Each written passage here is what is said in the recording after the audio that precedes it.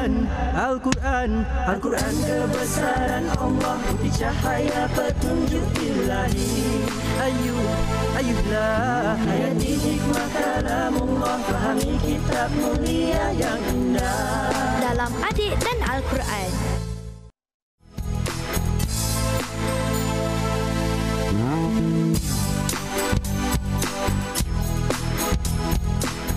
Saya Hafiz. Anda tahu Nabi Muhammad sallallahu alaihi wasallam menyampaikan khutbah terakhirnya di padang Arafah. Hai, saya Muhaimin. Untuk pengetahuan kawan-kawan, Masjidil Haram terletak di tengah kota Mekah, merupakan masjid tertua di dunia. Saya Tasni. Tahukah anda Masjidil Aqsa adalah masjid kedua tertua di dunia setelah Masjidil Haram? Saya Saad. Kawan-kawan nak tahu, Bukit Safa dan Marwah terletak di sebelah selatan dan utara Masjidil Haram Mekah. Saya Ismail. Kalau kawan-kawan nak tahu, Lembah Badar, daerah yang subur yang terletak di tengah-tengah di antara kota Madinah dan Mekah. Saya Muaz. Rupa-rupanya Masjid Quba adalah masjid pertama yang didirikan oleh Rasulullah sallallahu alaihi wasallam ketika baginda berhijrah ke Madinah. Assalamualaikum warahmatullahi wabarakatuh. Waalaikumsalam, Ustaz. Alhamdulillah wassalatu wassalamu ala Rasulillah. Syukur alhamdulillah kita masih lagi bertemu dalam rancangan Adik Dan Al-Quran. Tullabi. Naam. Ya, kita masih lagi membicarakan surah Ali Imran. Pada kali ini insya-Allah kita memilih ayat yang ke-14. Ayat yang ke berapa? 14. Ayat yang ke-14. Marilah sama-sama kita membacanya. Kepada adik-adik di studio yang telah hafiz Quran ni, mari kita dengarkan daripada mereka. Siapa yang nak baca, sila angkat 2 siku. Ya Allah, macam mana berbagai-bagai gaya. Ustaz tertarik dengan Hafiz. Silakan Hafiz. Baca yang lain. A'udzu billahi minasyaitonir rajim. Bismillahirrahmanirrahim. زين للناس حب الشهوات من النساء والبنين والقناطير المقنطرة من الذهب والفضة والخيل المسومة والأنعام والحرث ذلك متاع الحياة الدنيا والله عنده حسن المآب. Alhamdulillah, bacaan yang baik. Moga-moga tuan-tuan, adik-adik juga boleh meniru dan berusaha memperbaiki bacaan dari semasa ke semasa. Ustaz nak dengar lagi bacaan daripada adik-adik yang seterusnya. Siapa yang nak baca pegang dagu? Cik Ismail kontrol macho Ayu pula. Silakan Ismail. Yang lain boleh menyimak. Silakan. A'udzu billahi minasyaitonir rajim. Bismillahirrahmanirrahim. زين للناس حب الشهوات من النساء والبنين والقناطير المقنطرة من الذهب والفضة والخيل المصومة والأنعام والحرث ذلك متاع الحياة الدنيا والله عنده حسن المآب. Alhamdulillah, itulah dia bacaan yang baik juga. Dah ada bunyi kemacuan suara lelaki dan jantannya, ya. Okey, mari kita bacakan bersama pula. 1 2 3. A'udzu billahi minasyaitonir rajim. Bismillahirrahmanirrahim. زين للناس حب الشهوات من النساء والبنين والقناطير المقنطرة من الذهب والفضة والخيل المسومة والأنعام والحرث ذلك متاع الحياة الدنيا والله عنده حسن المآب. Ya. Ayat yang kita bacakan pada hari ini, insya-Allah kita akan membicarakan tajuk yang dinamakan Ujian Manusia di Dunia. Ulang. Ujian Manusia di Dunia. Sememangnya kehidupan ini adalah penuh dengan ujian, seperti mana firman Allah yang lain dalam surah Al-Mulk. Allazi khalaqal mauta wal hayata liyabluwakum ayyukum ahsanu amala. Allah menjadikan kehidupan dan kematian manusia kesemuanya liyabluwakum, untuk menguji kamu. di manakah di kalangan kamu yang terbaik amalannya. Maka oleh sebab itu bukan mesti banyak, tapi kita nak pastikan amalan kita terbaik. Dalam pada kita nak mendapatkan amalan yang terbaik, banyak ujian-ujian. Yang Ustaz akan fokuskan pada hari ini adalah ujian mengenai perempuan, ujian mengenai anak-anak dan harta, insya-Allah. Tullabi? Naam. Ya. Seperti mana yang Ustaz perkatakan tadi, ujian-ujian ini pernah berlaku pada umat-umat yang sebelum daripada kita. Sebagai contoh, kita tengok ujian perempuan. Bagaimana ketika mana Nabi Yusuf alaihissalam digola, dikatakan oleh seorang perempuan, Imra'atul Aziz, kat dalam Al-Quran disebut. Tetapi ada juga riwayat-riwayat yang mengatakan dia bernama Zulaikha. Cuba hendak menggoda dan cuba untuk menodai pula Nabi Yusuf alaihissalam. Maknanya godaan wanita ini telah berlaku semenjak zaman dahulu. Sehinggalah Nabi Yusuf pun berkata, penjara adalah lebih kusukai berbanding fitnah yang semakin membeningkan kepala aku ini. Maknanya fitnah perempuan ini adalah satu fitnah yang besar. Walaupun sebenarnya bukan ini memaksudkan bahawa perempuan ini adalah fitnah yang jahat, dan bukan mengatakan perempuan semua jahat. Kerana ada juga hadis yang menyebut, dunia mata' wa khairu mata'iha al-mar'atus salihah. Dunia ini adalah perhiasan, dan sebaik-baik perhiasan adalah wanita yang salihah. Tetapi sebenarnya ada juga wanita-wanita yang menjadi satu ujian yang besar. Itu sebab diletakkan wanita adalah pada tempat yang pertama sekali sebelum ujian-ujian lain. Kita akan sambung selepas daripada ini mengenai ujian-ujian yang banyak lagi. Terus setia bersama kami, Tullabi Naam, dalam rancangan Adik dan Al-Quran. Alhamdulillah. Kita terus membicarakan ayat yang kita baca tadi dari sudut tafsir ujian manusia di dunia. Seperti mana yang Ustaz katakan tadi, Tullabi Naam, bahawa ujian wanita ini disebut, tidaklah aku tinggalkan setelah satu fitnah yang lebih berbahaya bagi kaum lelaki, melainkan fitnah wanita. Hadis yang disebutkan oleh Bukhari, Ibnu Majah, At-Tirmizi dan sebagainya. Bukti yang lain, kita melihat ujian wanita ini. Penonton di rumah, begitu juga adik-adik di studio. Bagaimana kita tengok seorang yang berhijrah ke Madinah, tapi hijrah dia kerana seorang wanita. Sebenarnya dia nak kahwin dengan seorang wanita tu, tapi tiba-tiba wanita tu kata, saya tak nak bersuami dengan kau. Kalau kamu nak berhijrah, kalau kamu nak kahwin dengan aku, kau kena berhijrah dulu ke Madinah. Maka terkenallah seorang ini berhijrah bukan kerana Allah dan Rasul ke Madinah, tetapi kerana perempuan yang hendak dikahwininya, yang disebut sebagai Muhajir Ummul Qais. Siapa dia? Muhajir Ummul Qais. Dia seorang yang muhajir, berhijrah kerana nak mengahwini Ummul Qais. Dirakamkan dalam hadis yang pertama yang termasyhur dalam kitab-kitab hadis. Innamal a'malu binniyat wa innama likulli imri'in ma nawa. Sesungguhnya amalan itu dimulakan dengan niat. Dan setiap seseorang tu dimulakan dengan apa yang diniatkannya. Kalau niat kerana perempuan, maka kepada perempuanlah untuk tujuannya. Tapi kalau niat kerana Allah dan Rasul, dia akan dapat segala-galanya. Nampak? Begitulah juga ujian-ujian yang lain. Ya, kita tengok juga adik-adik, Tullabi Naam.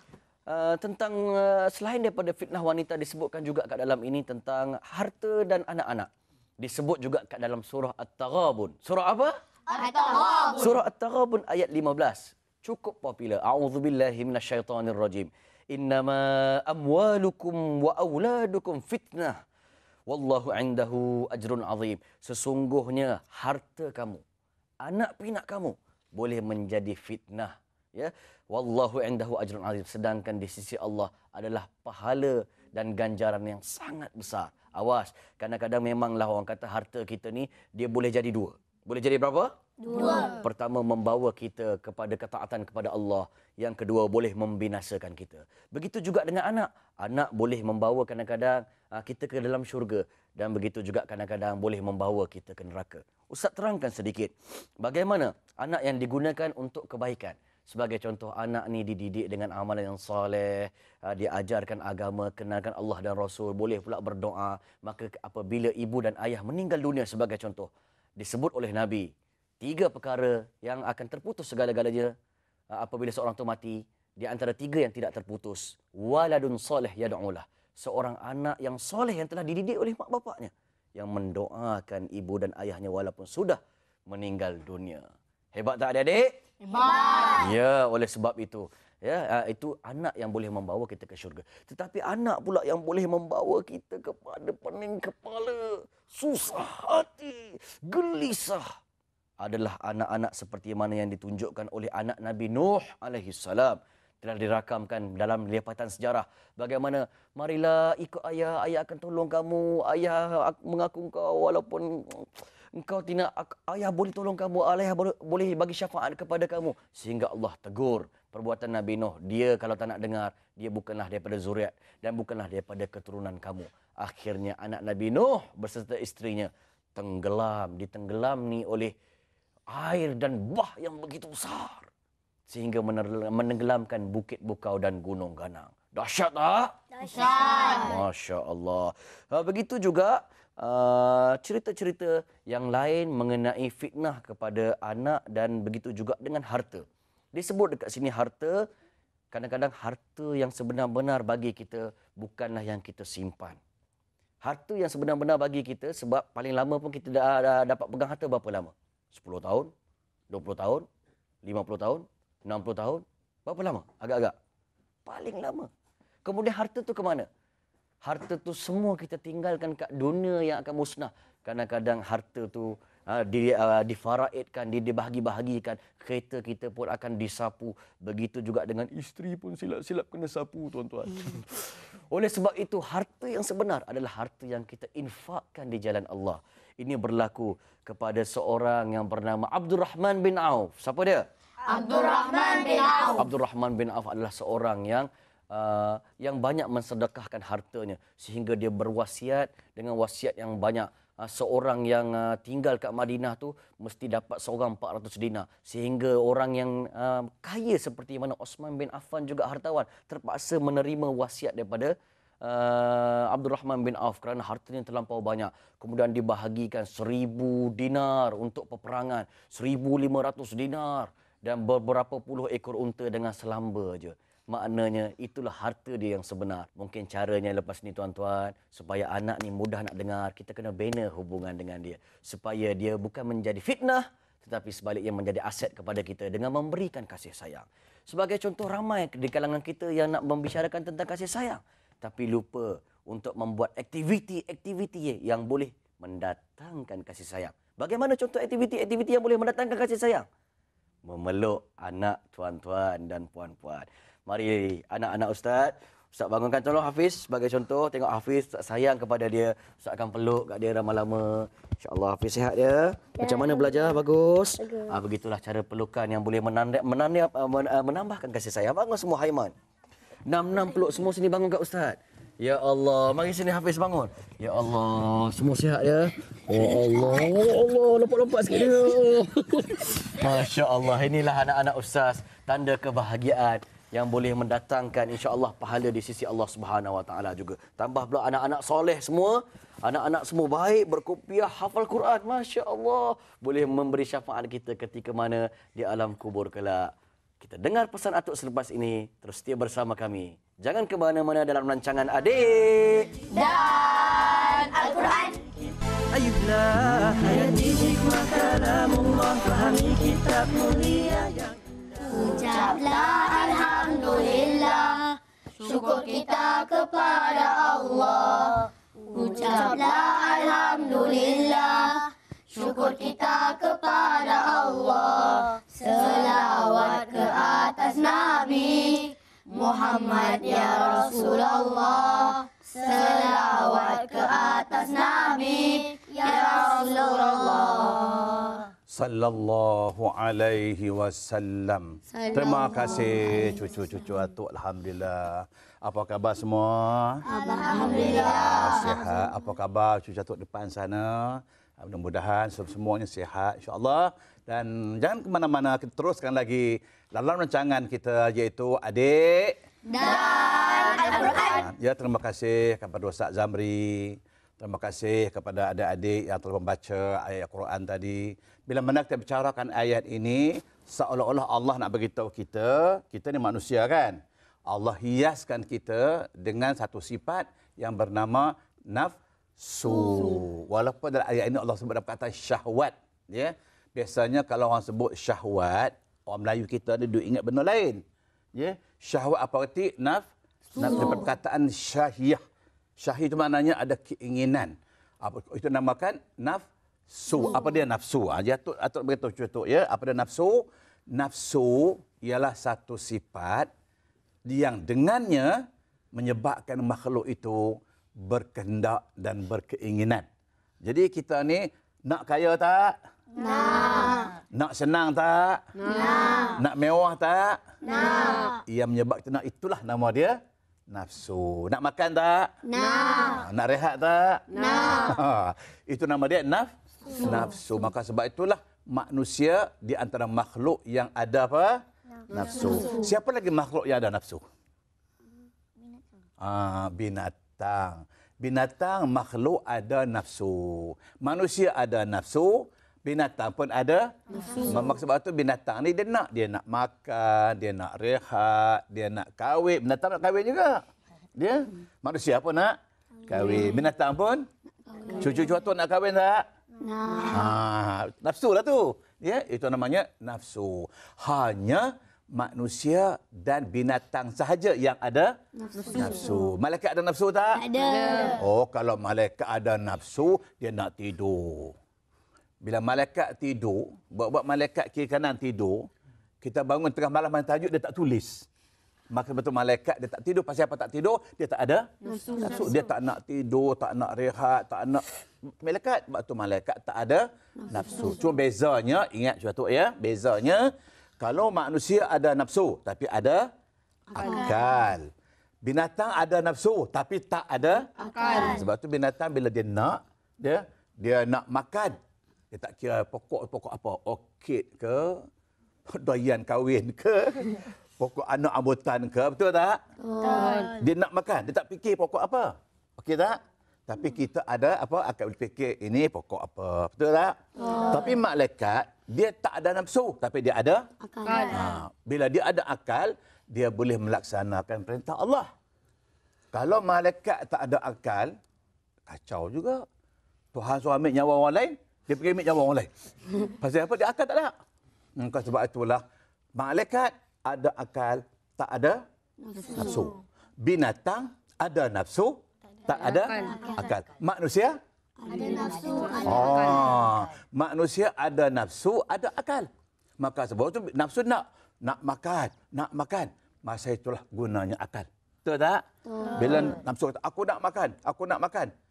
Akal kata, makan. Tapi sepinggan cukup. Betul tak? Tapi kalau makan sampai 3 pinggan, masuk yang keempat, tambah lagi. Sampai kawan sebelah kata, mengucap. Jangan kan? Itu bang dia tak guna apa? Akal. Bila manusia ada akal, tak mau guna akal, siapa dia? Haiwan. Itulah. Maka sebab itulah dalam ayat ini ceritakan manusia ni dia nak supaya anak banyak. Betul tak? Betul. Nafsu tak salah. Dia nak kata dia nak kaya harta banyak. Salah tak? Salah. Tapi jangan cari cara haram. Nak cari cara halal, betul tak? Betul. Dia nak supaya ada kuda yang cantik, perhiasan lawa-lawa, ada emas banyak. Nak tak? Itu nafsu. Maka sebab itulah manusia ada nafsu, kita gunakan apa? Akal. Maka sebab itu kita kena guna akal supaya kawal nafsu. Tapi bila nafsu tak terkawal, apa jadi? Dia nak kaya, dia tak kira halal ke, haram ke, betul tak? Dia merompak, betul tak? Dia nak kaya, tapi kenapa merompak? Fikirlah. Macam orang pergi ragut barang orang, dia nak duit, betul tak? Tapi tak fikir kadang-kadang mangsa ragut tu mati. Betul tak? Kenapa tak fikir? Kenapa awak senang dengan 10 ringgit, 20 ringgit orang tu mati? Tak guna otak. Bila manusia ada akal, tak mau guna akal, siapa dia? Siapa dia? Haiwan. Bahkan Allah kata apa? Balhum adal. Mereka lebih hina daripada haiwan. Maka sebab itulah cucu catuk atau pesan, kita ada akal tak? Ada. Maka sebab itu kita guna akal kita untuk kawal nafsu. Jangan biar nafsu bertindak. Nafsu kata aku nak tidur. Nafsu kata. Itu dia nak tidur. Pukul 10 malam dia tidur. Akal kata boleh dengan syarat pukul 6 kena bangun. Tapi kalau akal tak ada, dia bangun pukul apa? 10. Pasal bangun pukul 10? Tak ada otak, tak fikir. Maka sebab itu ingat, kita boleh buat, kita nak, tapi mesti dikawal oleh oleh akal. Nak senang, okey senang. Akal kata senang, cari duit cara halal. Dia nak makan, cakap benda yang senang, cukup. Maka itu katanya orang menggunakan akal. Maka itulah lebihnya manusia, hebatnya manusia, istimewanya manusia. Dia ada nafsu dan dia ada akal.